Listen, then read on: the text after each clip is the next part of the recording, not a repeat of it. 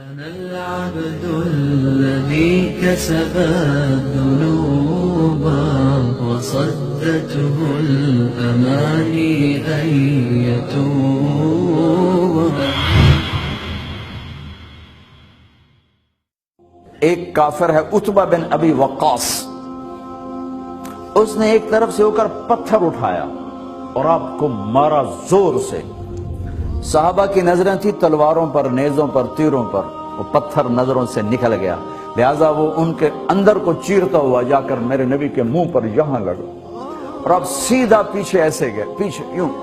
پیچھے ایک کھڈا تھا، وہ یہاں گردن میں لگا کنارہ تھا، بے ہوش ہو گئے، دانت بھی ٹوٹ گئے، چہرہ بھی خون و خون ہو گیا. اب بے ہوش ہو کے یوں گر گئے. صحابہ نے سمجھا آپ شہید ہو گئے تو سب نے زار و قطار رونا شروع کر دیا.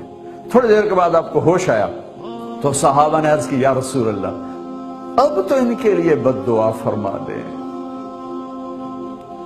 وہ نبیوں میں رحمت لقب پانے والا، مرادیں غریبوں کی ببلانے والا، غریبوں کا والی، یتیموں کا مولا. تو اب تو حق تھا کہ آپ بد دعا کرتے. یہ سامنے امت نہیں ہے، قاتل کھڑے ہیں، کافر. آپ نے ہاتھ اٹھائے. صحابہ سمجھے کہ ہوں انہاں دے بیڑے بڑھ گئے. اللہم اغفر لقومی فإنہم لا یعلمون. اللہ میری قوم کو معاف کر، انہیں میرا پتہ کوئی نہیں ہے.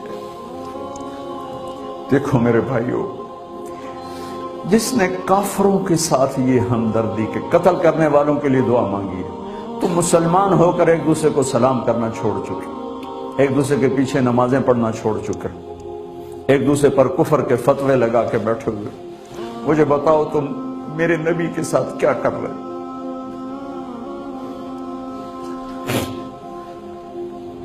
وہ تمہیں فرقوں میں بانٹ کر گئے تھے یا امت بنا کر گئے تھے؟ کیوں اس نادان کھیل میں اپنی زندگی برباد کرتے ہو؟ کیوں نے مسلمان بن کے رہتے ہو؟ اس امت میں اختلاف شروع سے ہے، ہمیشہ رہے گا. یہاں تک نہ جاؤ کہ ایک دوسرے پر کفر کے فتوے. جنت میں کون جائے گا؟ سنیوں نے کہا وہابی کافر، وہابیوں نے کہا سنی کافر، بریلیوں نے کہا دیوبندی کافر، دیوبندیوں نے کہا بریلوی کافر، شیعہ نے کہا سنی کافر، سنی نے کہا شیعہ کافر. جنت میں کون جائے گا؟ کچھ تو بھائیو میرے نبی کی محنت کی قدر کرو. میرے نبی تو غیروں کو اپنا بنانے آئے تھے، ہم نے اپنوں کو غیر بنا دیا. جو نفرت کی آگ وہاں بھڑک رہی ہے یہاں مت بھڑکاؤ. جاؤ میرے دیس میں دیکھو کتنے سر کٹ چکے، کتنے سہاگ اجڑ گئے، کتنی مائیں بے آسرا ہو گئیں، کتنی جوان بیٹیوں کی مانگ ویران ہو گئی. کیا اسی کا نام اسلام ہے؟ اسی کا نام عشق رسول ہے؟ اسے وہ دین کہتے ہیں. ایک دوسرے کی مسجدوں میں نہیں جاتے ہو، ایک دوسرے کے پیچھے نمازیں نہیں پڑھتے ہو، جنت کے ٹھیکیدار بن گئے ہو.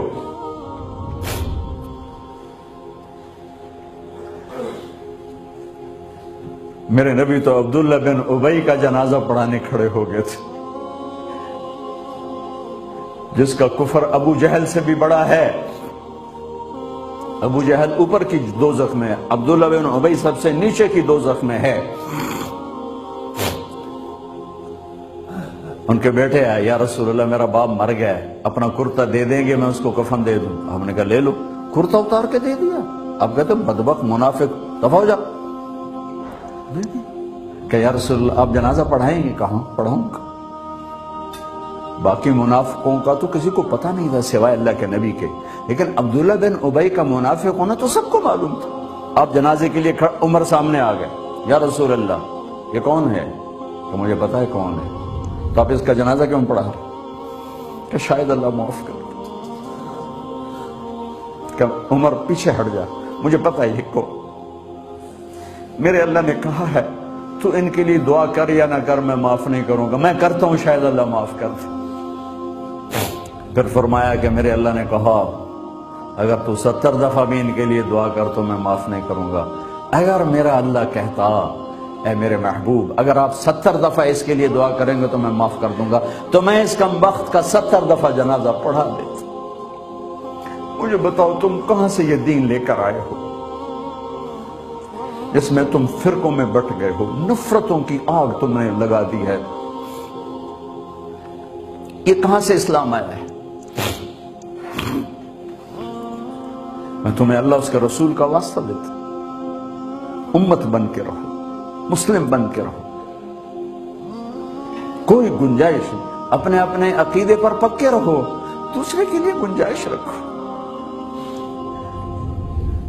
کیوں اس قدر ظلم و ستم ڈھائے ہوئے ہیں؟ میں نیا تبلیغ میں گیا، کالج سے نکلا، ہماری جماعت ایک گاؤں میں گئی، ایک مسجد میں، تو امام صاحب آئے، ہمیں ماں بہن کی گالیاں دی اور ہمارے بستر اٹھا کے باہر مسجد دھوو، کتے اندر واڑائے۔ میں حیران پریشان، میں تو کوئی نہیں جانتا تھا کہ مذہب کیا ہوتا ہے، فرقے کیا ہوتا ہے، میں تو کالج میں گانے والا تھا، ناچنے والا تھا، جنید جمشید کی طرح، مجھے تو دین کا پتہ تبلیغ سے پتہ چلا۔ میں حیران پریشان کہ یہ مولانا صاحب کہہ رہے ہیں کہ یہ گستاخ رسول ہیں، اور مسجد دھو دو باہر کھڑے ہو، یہ مسجد میں کھڑے ہو کر ماں کی گالی دے رہے ہیں، بہن کی گالی دے رہے ہیں، تو پھر معیار دین کیا ہے؟ اتنی نفرت، اس قدر دوریاں۔ اگر ہم کافر تھے تو ہمیں گلے سے لگاتے، ہمارے نبی کی طرح ہمیں کھانے کھلاتے، ہمیں پانی پلاتے، پھر ہمیں بات سمجھاتے، لیکن ماں بہن کی گالیاں، مسجد میں کھڑے ہو کر، امام مسجد۔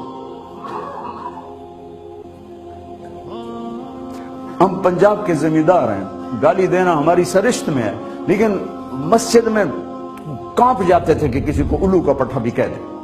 ہمارے بزرگ بڑے بھی بہت گالیاں نکالتے تھے، لیکن مسجد میں کسی کو جرت نہیں ہوتی تھی کہ وہ میرے والد مرحوم خود بہت غصے والے بڑے سردار آدمی تھے، تو تھوڑی تھوڑی بات پہ مار پٹائی گالیاں، لیکن میں نے نہیں اپنے باپ کو مسجد میں سنا غصے میں بھی کسی کو گالی دیتے ہوئے۔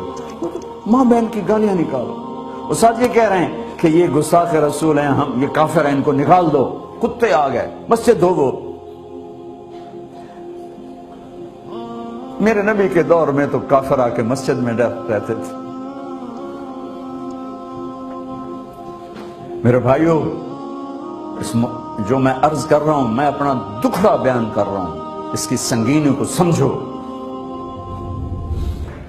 یہ پاؤنڈ ڈالر نہیں بچائیں گے جب ہم آپس میں ٹوٹ جائیں گے۔